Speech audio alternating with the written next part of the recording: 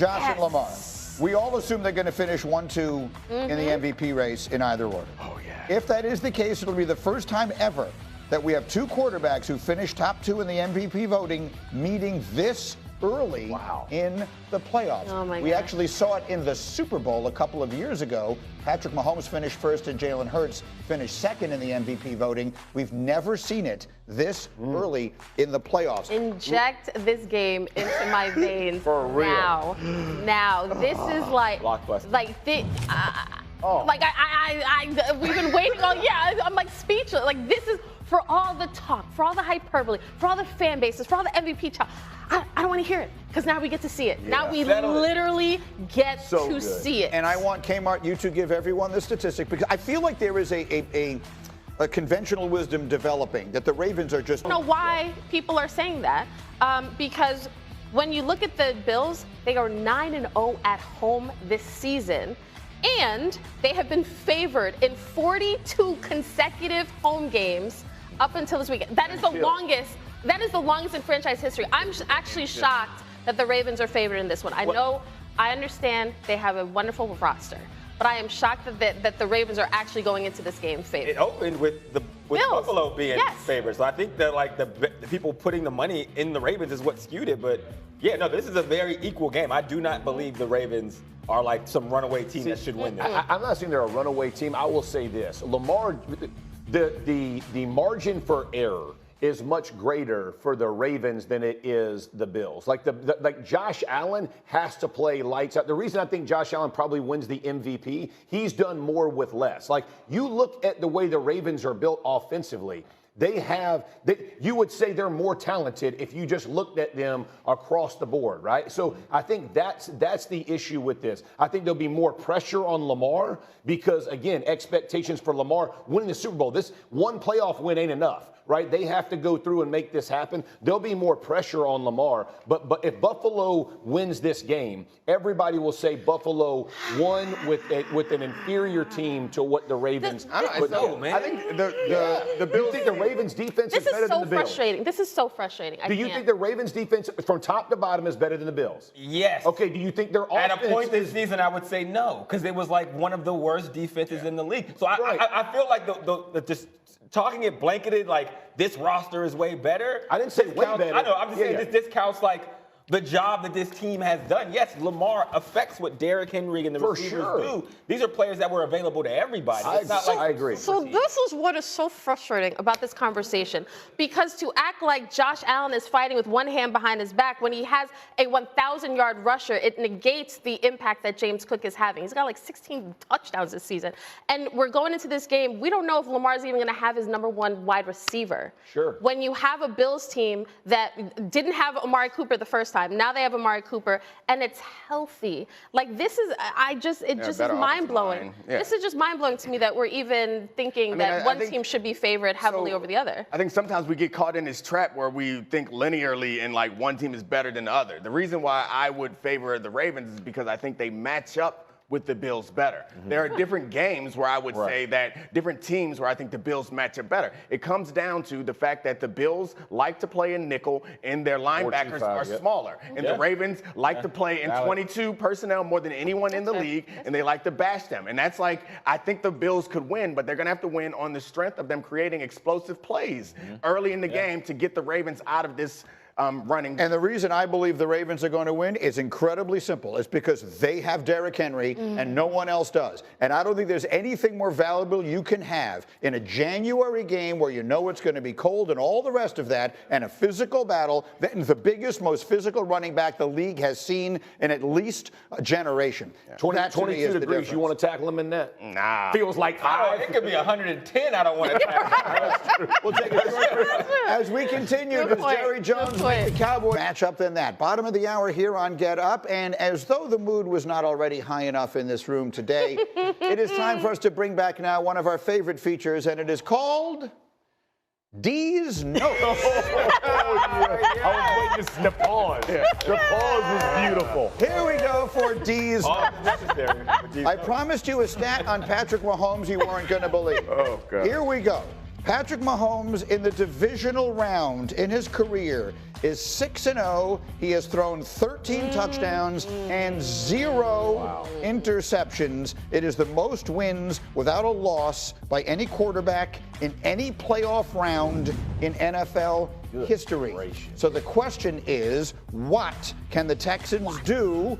Jeffrey, I'll start with you. What can the Texans do to put a stop to this streak? Ooh. Get the left tackle position, exploit it, right? Danielle Hunter, you have Will Anderson Jr. on the other side, bring pressure, hit Mahomes a lot, get him moving off the spot, and stop the run on the way to doing that. That's the only shot you have. I feel like there was a perception, and I'm asking you if it was accurate, that over the last couple of weeks of the season, the Chiefs fixed that problem, moving Thuney out there, whatever it was. Yeah, and Humphrey got healthy again, but Do you believe they have fixed what was clearly their biggest vulnerability, which was their offensive line? Yeah, and they also changed the way they played. And that's when you have a quarterback, like they got rid of the ball more quickly. They took the pressure off of him, and also getting Hollywood Brown back, I think, allowed the receivers to play the roles that they're supposed to. That's right. You could see that Worthy is now doing the gadget plays where his speed is impactful, and Hollywood can get open in man coverage, and Kelsey's working the middle. Like this team, all the things that I've been lamenting all season long, they're like, yeah, you know what, we're going to hit the switch. Well, Hawk, I know that the Chargers are not the Chiefs, and no one is confusing them. But the Houston defensive performance this past weekend took me aback, and I think it did a lot of people. It was special. Al-Shaair being back makes that defense completely different. Obviously, Will Anderson, Danielle Hunter on the side, their D tackles played incredible. Me and Neek were talking about this in the pre-show.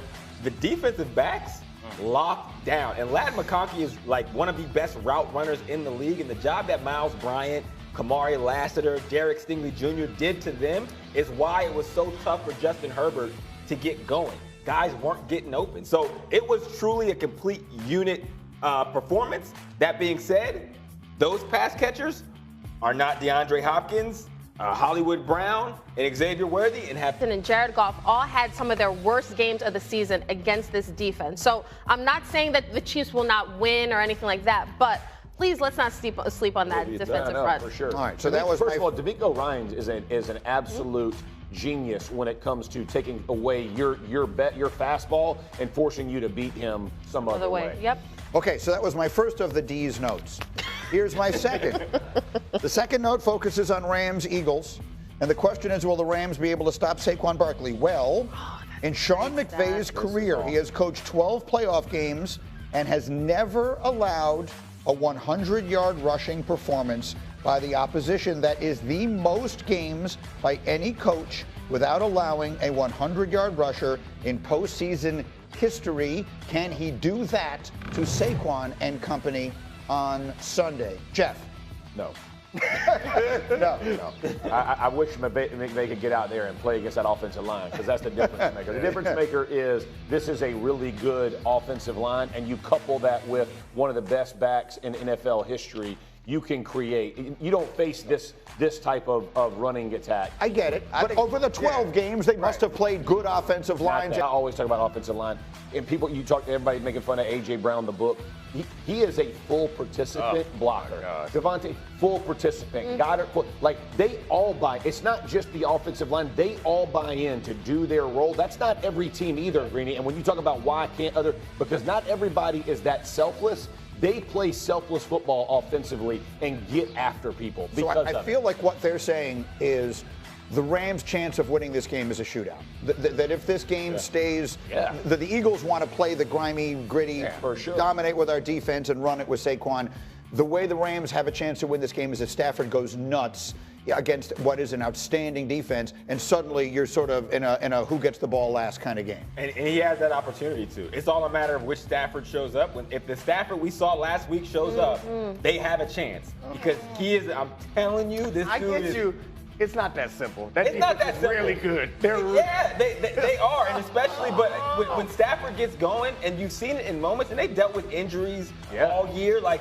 This is the most put together this team has been. For sure. And that performance last week was a full-on performance, both defensively and offensively, and it started with Matt Stafford. Lamar, what do you think?